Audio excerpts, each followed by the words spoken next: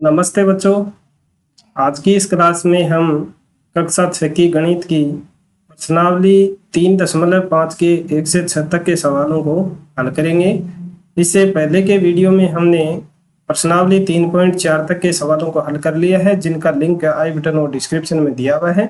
वहां से आप उन वीडियो को देख सकते हैं यदि आपने पहले नहीं देखे हैं तो वीडियो शुरू करें उससे पहले आप इस वीडियो का लिंक अपने अन्य सहपाठियों को भी शेयर कर दें, जिससे उनको भी इसका लाभ मिल सके। और चैनल पर यदि आप पहली बार आए हैं तो चैनल को जरूर सब्सक्राइब कर बेल आइकन के ऑल बटन को अवश्य प्रेस कर लें, ताकि चैनल पर अपलोड होने वाले प्रत्येक वीडियो की सूचना आपको समय पर प्राप्त होती रहे। और ये वीडियो आपको पसंद आए तो इसको लाइक भी करें।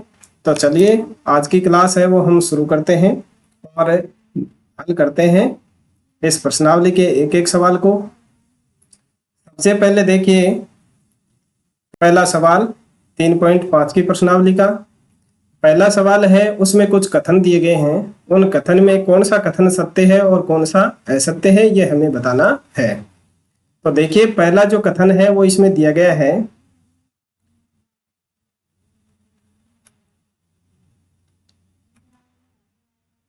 पहला कथन दिया गया है, यदि कोई संख्या 3 से विभाज्य है तो वह 9 से भी विभाज्य होती है। ये कोई जरूरी नहीं है, क्योंकि 12 एक संख्या है जो 3 से तो विभाजित होती है लेकिन 9 से विभाजित नहीं होती है।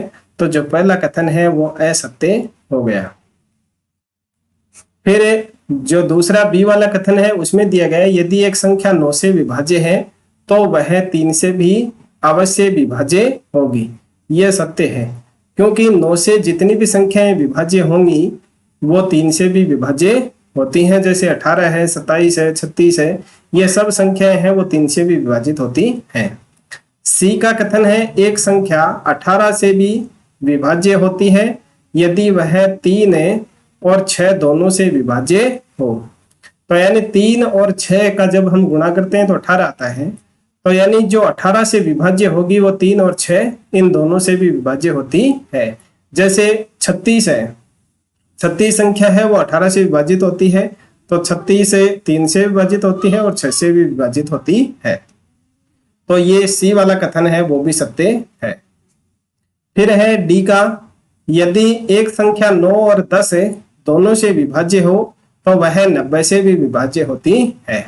तो 9 और 10 का जब गुणा करते हैं हम 90 आता है। तो जो संख्या 90 से 9 और 10 दोनों से विभाज्य है तो वो 90 से भी विभाज्य होती है। जैसे 180 है, तो 180 है वो 9 से विभाजित होती है 20 बार और 10 से विभाजित होती है 18 बार, और 90 है उससे विभाजित होती है 2 बार। तो ये जो डी वाला कथन है वो भी सत्य है। अब इसके बाद में है, यदि दो संख्याएं सहभाज्य हों तो इनमें से कम एक अवश्य ही अभाज्य संख्या होगी। सहभाज्य संख्याएं वे होती हैं जिनके जो गुणनखंड होते हैं दो संख्याओं के, उनमें जो सार्वत्रिक गुणनखंड है वो एक ही आता हो, तो वो होती हैं सहभाज्य संख्याएं।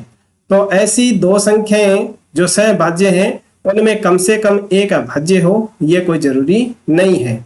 क्योंकि जैसे 15 और 8 है, कौन सी है? एक 15 है और एक 8 है। इनके जब हम गुणनखंड करेंगे तो 15 के गुणनखंड होते हैं 1, 3 और 5, और 2 के गुणनखंड होते हैं 1, 2 और 4, और इसके बाद में 8 और यहाँ 15। तो अब यहाँ देखिए सार्वत्रिक गुणनखंड केवल एक ही है, लेकिन यहाँ देखिए दोनों संख्याएं क्या हैं? अभाज्य संख्याएं नहीं है, भाज्य संख्याएं हैं, क्योंकि 15 है वो भी भाज्य है और 8 है वो भी भाज्य है।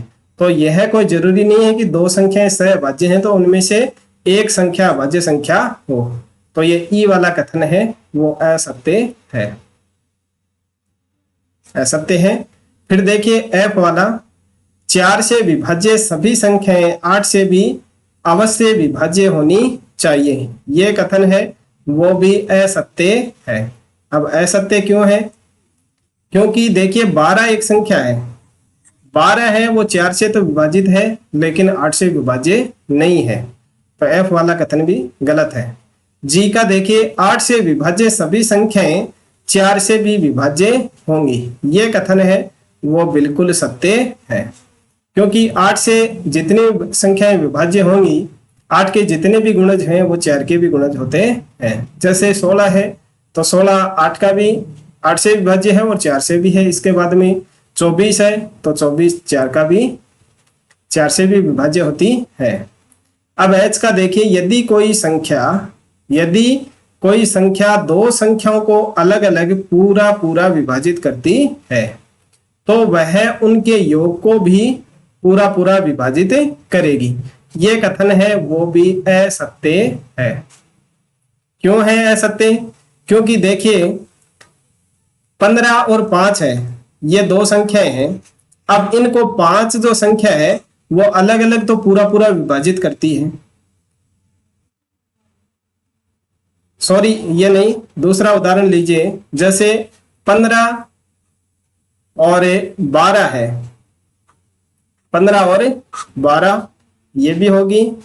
यदि कोई संख्या दो संख्याओं को अलग अलग पूरा पूरा विभाजित करती है तो वह उनके योग को भी पूरा पूरा विभाजित करेगी। अलग अलग पूरा पूरा विभाजित करती है तो योग को भी विभाजित करेगी। तो जैसे यहाँ 15 और 5 लिया तो यहाँ 5 है वो अलग अलग विभाजित कर रही है, और जब इनका योग करेंगे तो 20 आएगा तो 20 को भी ये विभाजित करेगी। तो ये कथन है वो तो सत्य होगा। सॉरी, मैंने आपको असत्य गलत बता दिया। तो ये कथन है वो तो होगा सत्य, क्योंकि अलग अलग विभाजित करेगी तो उनके योग को भी विभाजित वह संख्या करेगी।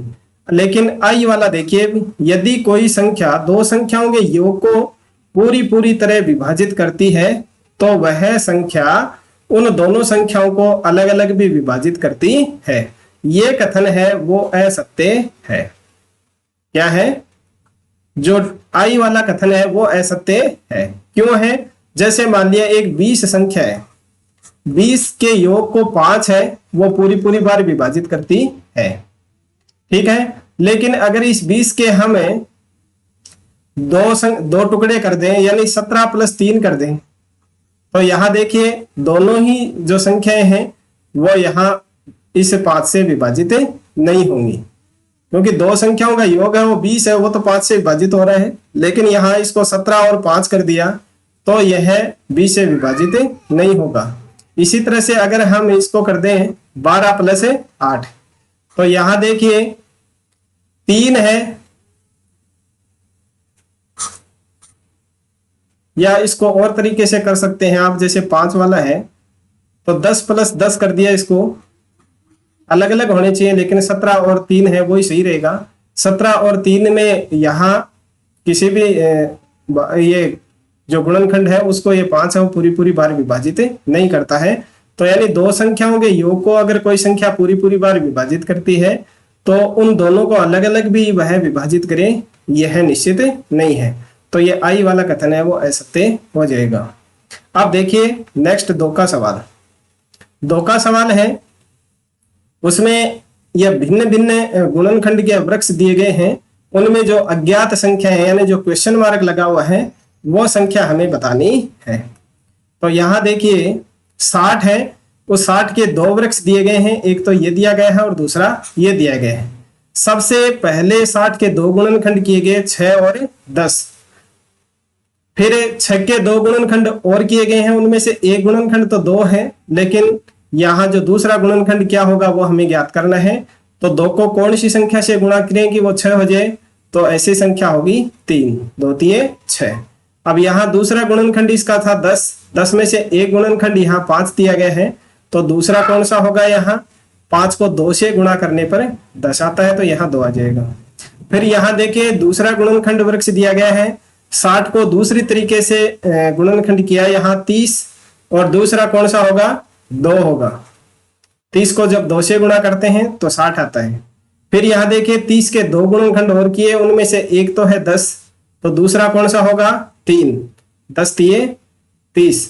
फिर यहाँ 10 आ गया। अब इस 10 के फिर से 2 गुणनखंड करने हैं हमें। अभाज्य गुणनखंड, तो ये हो जाएगा 2 और 5, 2 पंजे 10, यहाँ 5 आ जाएगा और यहाँ 2 आ जाएगा, तो ये हो गए अज्ञात संख्याएं। दूसरा सवाल आपको इस तरह से करना है। तीसरा देखिए, तीसरा है उसमें दिया गया है एक भाज्य संख्या के अभाज्य गुणनखंड में किन गुणनखंडों को सम्मिलित नहीं किया जाता है। तो इसका जो हल है वो सिंपल सा है। जैसे एक उदाहरण के माध्यम से हम समझते हैं। जैसे एक 8 है, 8 के जब हम अभाज्य गुणनखंड करते हैं तो होता है 2 गुणा 2 गुणा 2, और साथ में 1 भी होता है, तो इस 1 को है वो इसका अभाज्य गुणनखंड हम नहीं मानते हैं। तो इसका आंसर क्या हो जाएगा, आता है 1 को किसी भाज्य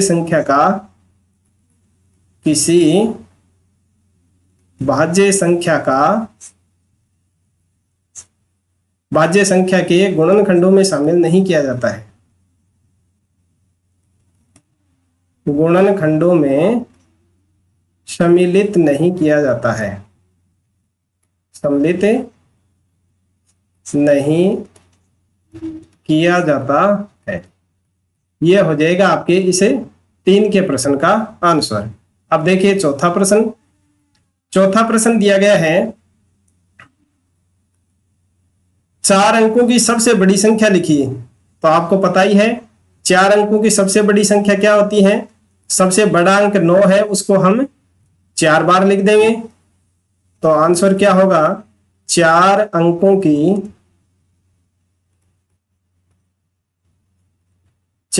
की सबसे बड़ी संख्या, सबसे बड़ी संख्या, 4 अंकों की सबसे बड़ी संख्या होगी 9999। अब उसे अभाज्य गुणनखंडों के रूप में लिखिए। तो इसका एक गुणनखंड वृक्ष बना लेते हैं हम। सबसे पहले यह संख्या होगी हमारे पास में 9999। अब इसके गुणनखंड हमने किए, पहला गुणनखंड कर लिया हमने 3, और दूसरा गुणनखंड इसका हो जाएगा 3 का जब इसमें भाग देंगे तो 3 तिये 9, 3 तिये 9, 3 तिये 9 और 3 तिये 9, ये हो गया। अब ये तो अभाज्य गुणनखंड है।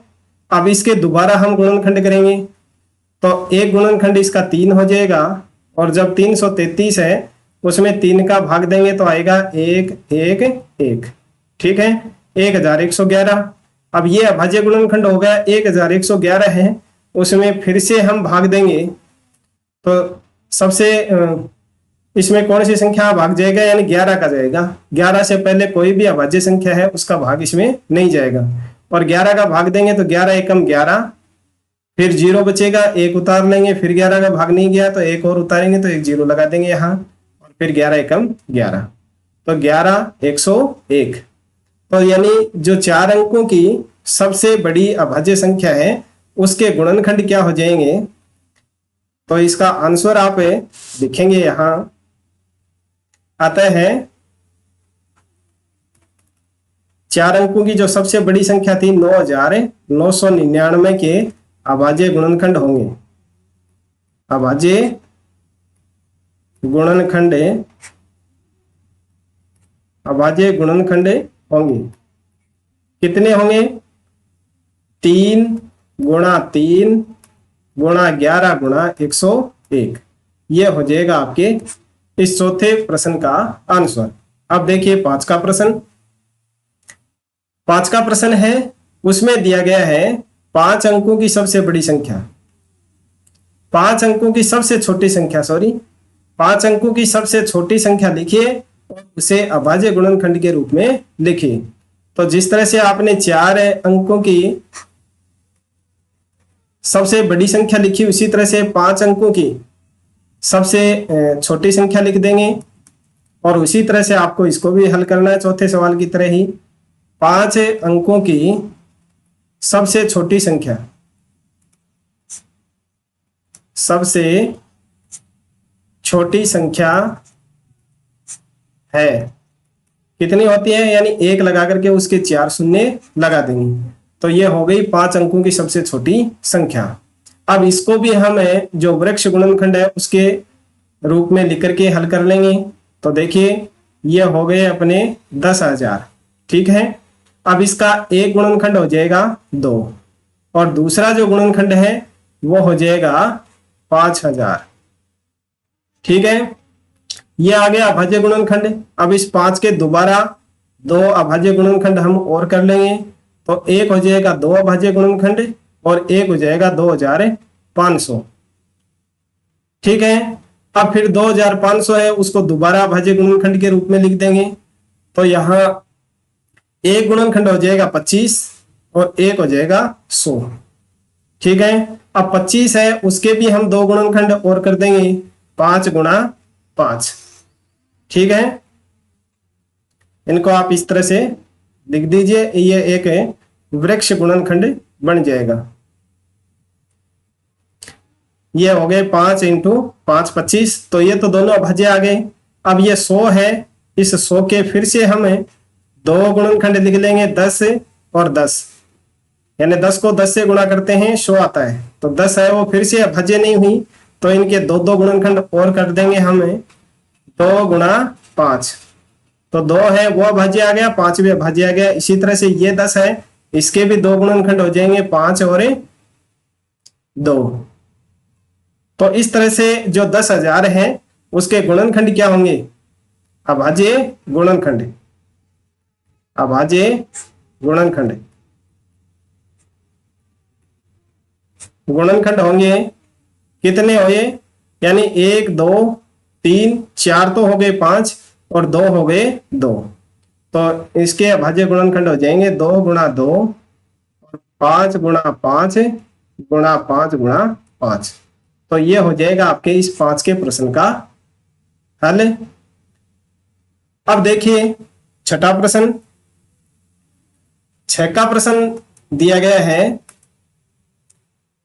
1729 के सभी अभाज्य गुणनखंड ज्ञात कीजिए और उन्हें आरोही क्रम में व्यवस्थित कीजिए। अब 2 क्रमागत अभाज्य गुणनखंडों में यदि कोई संबंध है तो लिखिए। तो सबसे पहले हमें जो 1729 है उसके अभाज्य गुणनखंड ज्ञात कर लेते हैं, वही हमें इसका भी क्या कर लेते हैं, एक गुणनखंड वृक्ष बना लेते हैं। तो यहां देखिए 2 का भाग इसमें नहीं जाएगा, 3 का भी नहीं जाएगा और 5 का भी नहीं जाएगा। सबसे पहले इसमें भाग जाएगा 7 का। अब 7 का भाग दीजिए, कितना आएगा, 7 दूनी 14, फिर बच जाएंगे 3 32, 8 चौके 7 चौके 28 और फिर 4 बच जाएंगे 49, 7 7 49। ये हो गए 7 अभाज्य संख्या है। फिर से 247 है, उसके अभाज्य गुणनखंड हम ज्ञात करेंगे। तो यहां इसमें अब है वो 13 का भाग जाएगा। 13 से पहले 11 का भी नहीं जाएगा, 7 का भी नहीं जाएगा, 5 का भी नहीं जाएगा और 3 का भी नहीं जाएगा और 2 का भी नहीं जाएगा। अब 13 का भाग देते हैं इसमें, 13 एकम 13 और बच जाएंगे यहाँ कितने, 11 और 13 9 में 117। तो इस 1729 है उसके अभाज्य गुणनखंड क्या हो गए, के अभाज्य गुणनखंड। अब हमें क्या लिखना है, आरोही क्रम में लिखना है अभाज्य गुणनखंड। तो आरोही क्रम क्या होता है, बढ़ता क्रम, यानी सबसे पहले छोटा गुणनखंड लिखेंगे, फिर उससे बड़ा और फिर उससे बड़ा। तो इनमें सबसे छोटा गुणनखंड है 7, फिर है 13 और फिर है 19। तो अब हमें इसमें संबंध बताना है। तो संबंध क्या है, देखिए जो क्रमागत 2 गुणनखंड है उनका अंतर कितना है, 6 है। जैसे 13 और 7 है उसके बीच में भी कितना अंतर है, 6 अंतर है, और 13 और 19 है उसमें भी 6 अंतर है। तो यहां लिख देंगे हमें 2 क्रमागत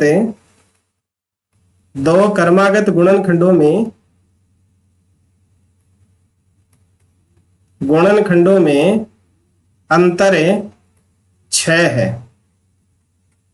तो यह हो गया इसका संबंध। और इस तरह से आपको ये 6 सवाल हल करना है। आज के वीडियो में बस इतना ही, शेष सवाल हम अगले वीडियो में हल करेंगे। ये वीडियो यदि आपको पसंद आया है तो इसको लाइक कर दीजिए, अपने अन्य साथियों को शेयर कर दीजिए, और किसी भी सवाल में आपके कोई डाउट है तो कमेंट बॉक्स में लिख करके अवश्य बताएं।